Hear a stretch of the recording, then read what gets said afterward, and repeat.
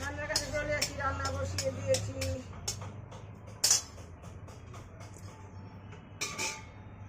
রান্না করবো, কালকের মাছ আছে, এই যে মাছ ভাজি, পোস্ত দিয়ে সরষা দিয়ে করবো।